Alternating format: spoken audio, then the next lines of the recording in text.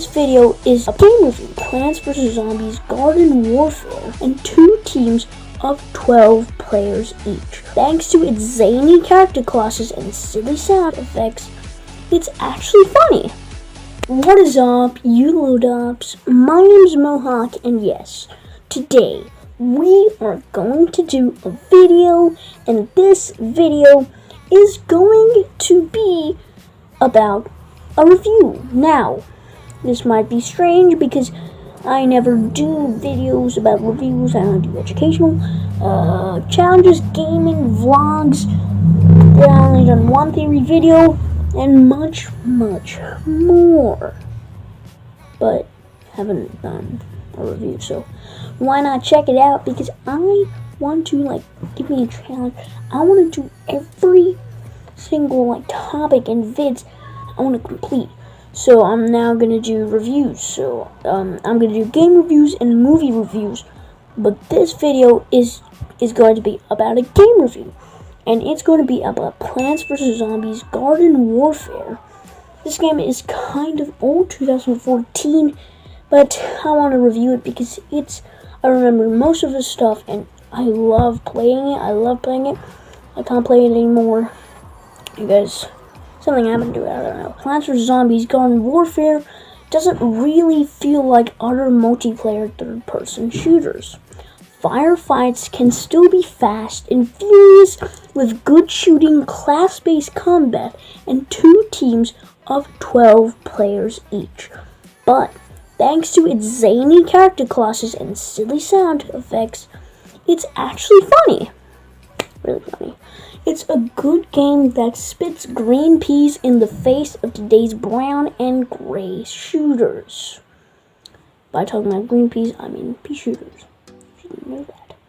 Garden Warfare takes the popular characters from Plants vs. Zombies and renders some in 3D, and then pits them against each other in class-based combat. Well, remember the cacti? Well, now they snipe enemies from a distance with needles, and they can plant potato mines to cover their backs. Wow, cacti. Really doing good on that. But on the other hand, the chomper burrows underground and spits goo onto its enemies to slow them and deactivate their abilities. While some classes will feel familiar to shooter fans, it doesn't feel like Plants vs. Zombies was just slapped over a bland game.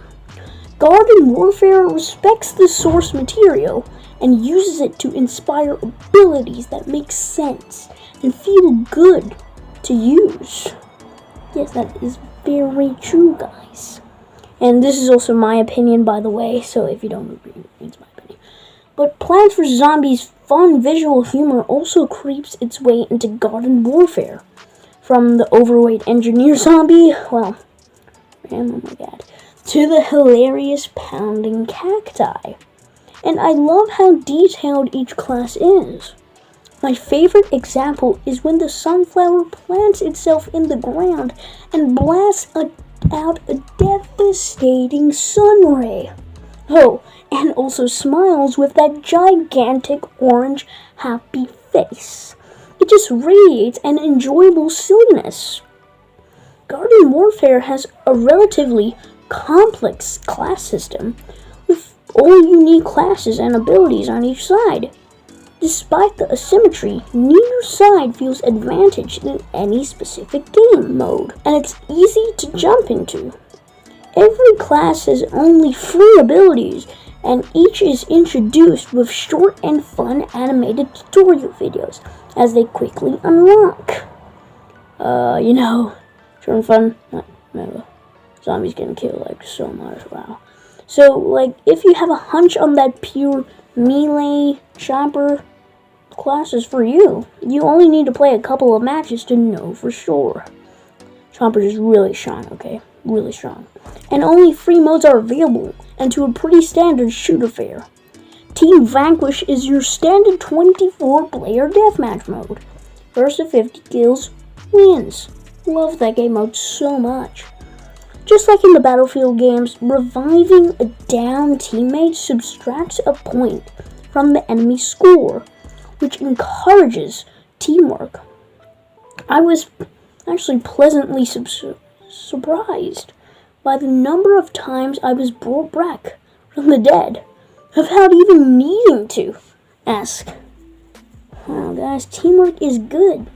And Gardens and Graveyards is an attack and defend mode with a series of gardens that zombies need to overtake before time runs out.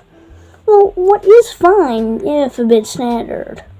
But the best part is that the final round is always a unique activity, like destroying the roots of a giant sunflower lighthouse, or getting 5 zombies into a highly defensible mansion. It's actually even more hectic and difficult than the previous stages, and it feels like a finale instead of just an ending. Yeah. The handful of maps are actually available in each mode, and they do a fine job of creating different scenarios within the same game mode. One level is packed with hills and tall buildings, which makes getting into the high ground advantageous. Others are more urban and condensed, making the melee and shotgun classes especially dangerous. Each map also looks distinct thanks to strong landmarks and varied art design. The last mode is more distinctive and the closest thing to the original Plants vs. Zombies tower defense gameplay. It's a whole like survival mode, which is you and up to 3 other friends against computer control led enemies.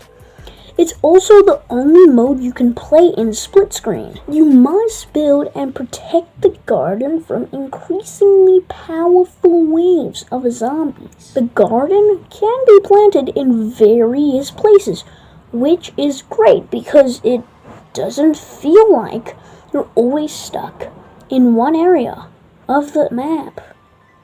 Flower pots are actually littered around the map, and in them you can plant several kinds of plants. That's so cool. Flower pots. Boom, that place. Certain combinations work better than others, and it's satisfying to figure out which flowers work best against which enemies. The tricky and fulfilling part is rearranging your defenses based on which type of wave you're fighting. The engineer zombies can teleport right past their pots, so long-range attackers would be more useful. For example, it requires coordination of all players involved, and pairing abilities together pays off. And what's interesting is that the potted plants you're planting aren't unlimited. You start with a small inventory of common plants, and more are unlocked through booster packs that can be bought with in-game currency. So, while opening a handful of packs might yield 20 common pea shooters, it's possible you'll only find 2 or 3 snapdragons. Snapdragons are the ones who fire. And those ones are OP, dude. And once you use them, they're gone until you open more packs. Their limited nature packs makes rounds more tense. And do you really want to use one of your rare plants, or do you want to hold on to it? Packs also contain accessories to customize your classes. Finding them isn't a problem because you can earn money so quickly, and it's satisfying to unlock new classes and mustaches and other cosmetic bits to make your characters more personalized.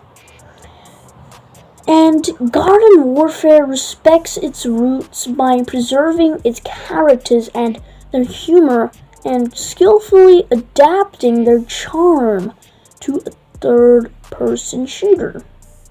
A few clever twists on the standard modes give the action some fresh personality. And the co-op survival is a fun homage to the original games. So, I'm giving this game 8 out of 10. It's good. There are charming characters, fun modes, solid shooting, good map design, but limited split screen. Plus, the solid controls fine modes and varied map design make it a good shooter to boot. And guys, that's all I have to say for my review, because I think I'm going to wrap it up here. I know this video is probably 11 minutes long. I'm going to wrap it up here. This is my review for Plants vs. Zombies Garden Warfare. And come on, it's just my opinion. I love it. I love the game, but there are some pros, good pros, and there are some cons, okay? So it's just my opinion. Don't fight with my opinion. Everyone has an opinion, and rated 8 out of 10. But guys, I hope you have an amazing day, and peace. Boop.